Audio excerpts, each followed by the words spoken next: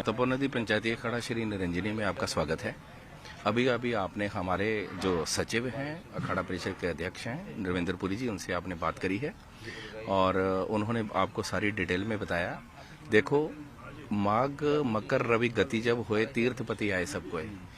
जैसे ही मकर संक्रांति से सूर्य जो है वो उत्तरायण में और मकर स्वयं अपने घर की राशि में प्रवेश कर चुके हैं और इस दिन के लिए भीष्म पितामह जी ने 18 दिन तक तीरों की शैया पर शयन किया, क्योंकि सूर्य दक्षिणायन थे।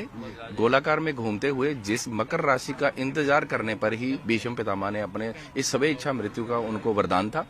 और महाकुंभ के लिए, महापर्व के लिए तो हम सिर्फ यही कहेंगे कि 12 साल में एक पूर्ण कुंभ होता है और जहाँ पे 12 बार ये कुंभ हो चुका है, तो 144 वर्ष का ये महापूर्ण कुंभ का योग बना है।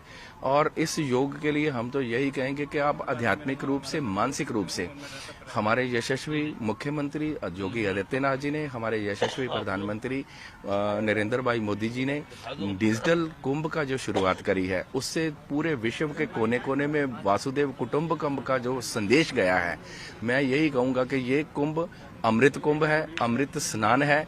अमृत का मतलब ये है कि जब ब्रह्मा जी के कमंडल से निकलती हुई गंगा जी भगवान विष्णु के चरणों को धोती हुई शिव की जटाओं से होकर के सुमेरु पर्वत पर गिर करके त्रिपद गामिनी होकर के बही है, तो ऊपर आकाश में मंदाकिनी, नीचे गंगा पाताल में, तो एक टाइम पर देव, मानव और दानव उस प्लेनेट के उस योग में स्नान करते हैं।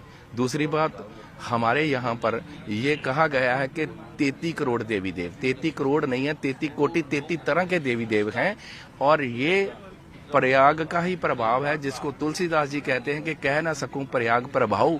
इसका प्रभाव शब्दों में वर्णित नहीं हो सकता। इस अनुभूति को हम ओरिएंटेशन में और अपने उसमें नहीं दे सकते हैं, शब्दों में नहीं बता सकते हैं, क्योंकि आज शुरू से ये चला आ रहा है कि तीर्थ जो प्रयाग जो है वो तीर्थों का राजा है। तो पूरे 1 महीने तक सारे तीर्थ जो है प्रयाग में वास कर रहे हैं, तो कहीं और जाने की जरूरत नहीं है। प्रयाग के तीर्थ में हम आएंगे, त्रिवेणी माधव के दर्शन करेंगे, त्रिवेणी संगम में स्नान करेंगे और कहते हैं कि अगर 1000 वाजपेयी